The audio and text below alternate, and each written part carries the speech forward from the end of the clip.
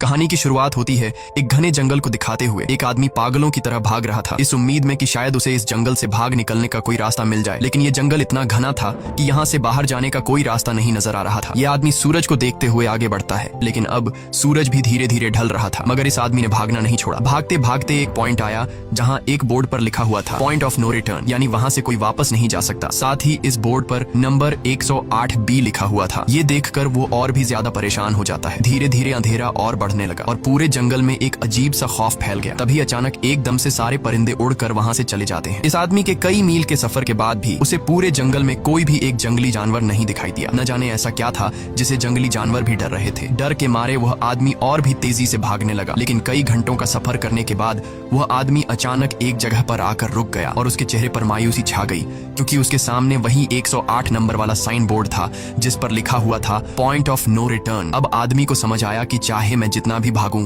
पर इस जंगल से निकल नहीं सकता। इसलिए अब वो वहाँ छुपने की जगह ढूंढने लगा, लेकिन वहाँ उसे छुपने के लिए कोई सेफ जगह नहीं मिली। इसीलिए अब वो पेड़ के ऊपर चढ़ जाता है, पर तभी उस पेड़ की टहनी टूट गई, जिससे वो आदमी काफी ऊंचाई से नीचे जमीन पर आ गिरा। पेड़ से गिरने के बाद वो बहुत ज्यादा जख्मी हो चुका था। उसे काफी गहरी चोटें आई। इससे पहले कि वो बेहोश हो जाता तभी अचानक जमीन हिलने लगी और अजीब सी गुराने की आवाजें आने लगी। वो आवाजें सुनकर आदमी के गले में सांसें अटक गईं। तभी अचानक कोई उसे खींच कर ले गया। खींचने वाला कौन था ये नहीं दिखाया गया, लेकिन हमें उस आदमी की दर्द भरी चीखें सुनाई दी गई। इस इंसिडेंट के 6 दिन बाद हमें शहर में मीना नाम की एक लड़की को दिखाया जाता है जो एक बर्ड शॉप में काम करती है। तभी उसका बॉस आता है और मीना को एक गोल्डन पैरट को शहर से दूर एक जू में डिलीवर करने का ऑर्डर देता है। मीना बॉस की बात को मानते हुए अब उस पैरट को डिलीवर करने जाती है। मीना गाड़ी में बैठकर अपने मोबाइल में उस जू का लोकेशन सेट कर लेती है और अपने सफर पर निकल पड़ती है। शहर से बाहर निकलने के बाद वो एक बोर्ड पर बहुत सारे लोगों के मिसिंग फोटोज देखती है, यानी वहाँ पर कई सारे लोग गायब हो चुके थे। लेकिन मीना उन पर ज्यादा ध्यान नहीं देती और आगे बढ़ने लगती है। आगे बढ़ते दौरान मीना शॉर्टकट लेते हुए जंगल के रास्ते से गुजरती है ताकि वो जल्दी से इस पैरट को जू तक डिलीवर कर दें। और वो पहुंच गई जंगल के बीचों बीच। ये वही जगह है जहां हम पहले एक आदमी को गायब होते देख चुके हैं। वहां आकर मीना बुरी तरह से फंस चुकी थी। वो अपने मोबाइल पर मैप देखती है, लेकिन वहां मोबाइल के सिग्नल नहीं आ रहे थे और उसके कार का रेडियो भी काम नहीं कर रहा था। मीना अब वहां से वापस निकलने लगी, लेकिन अब उसे वहां से बाहर निकलने का रास्ता समझ नहीं आ रहा था। थोड़ी देर बाद मीना की गाड़ी भी खराब हो गई। मीना गाड़ी से बाहर निकलती है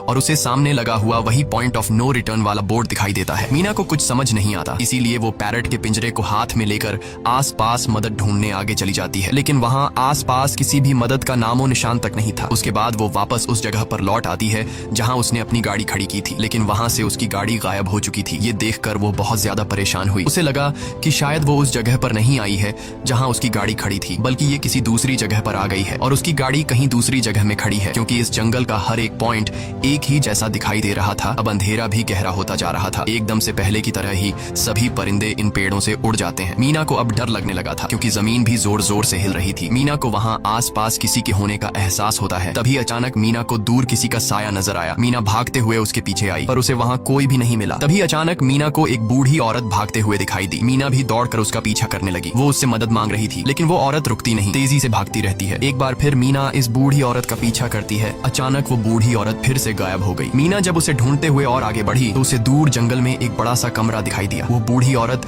उस कमरे के दरवाजे को खोलकर मीना से कहती है, अगर जिंदा रहना चाहती हो तो जल्दी से अंदर आओ। ये सुनते ही मीना बिना सोचे समझे दौड़ते हुए उस कमरे की तरफ गई। मीना के अंदर आते ही उसने गेट को लॉक कर दिया। मीना देखती है कि ये कोई अजीब सा कमरा है जिसमें एक बहुत बड़ा सा मिरर लगा हुआ था। उस बूढ़ी औरत के साथ यहाँ 2 और लोग भी थे। मीना घबरा कर उन लोगों से पूछती है, ये कौन सी जगह है? इस पर उस बूढ़ी औरत ने जवाब दिया कि इस जगह को हम दी कोब कहते हैं। मेरा नाम है मैडलेन, ये लड़की है कियारा और इस लड़के का नाम है डेनियल। बूढ़ी औरत मीना से कहती है कि अभी बातचीत का वक्त नहीं है, तुम जल्दी से हमारे साथ मिरर के सामने खड़ी हो जाओ, क्योंकि कोई हमें देखने आने वाला है। मीना पूछती है आखिर हमें कौन देखने आ रहा है, तो वो बूढ़ी औरत उससे कोई जवाब नहीं देती। एकदम बाहर से अजीब सी आवाजें आने लगी। मीना डर के मारे पूछती है कि ये आवाज किस चीज की है, तो कियारा मीना को बताती है कि इन्हें हम वॉचर्स कहते हैं। वे शीशे के दूसरे ओर से हमें देख रहे हैं, पर हम उन्हें नहीं देख सकते। वे हर रात सूरज ढलने के बाद यहाँ आते हैं और हमें देखते रहते हैं जब तक सुबह का सूरज नहीं निकल आता। तभी शीशे के दूसरी तरफ से शोर आने लगा। मीना पूछती है ये शोर कैसा है? उस बूढ़ी औरत ने बताया कि वॉचर्स तुम्हारे आने से खुश हैं, तुम्हें यहाँ देखकर तालियां बजा रहे हैं। मीना बुरी तरह से कंफ्यूज थी। वो जल्द से जल्द यहाँ से निकलना चाहती थी। मैडलेन जिन्हें वॉचर्स कह रही थी, न तो अब तक मीना ने उन्हें देखा और न ही किसी और ने देखा था।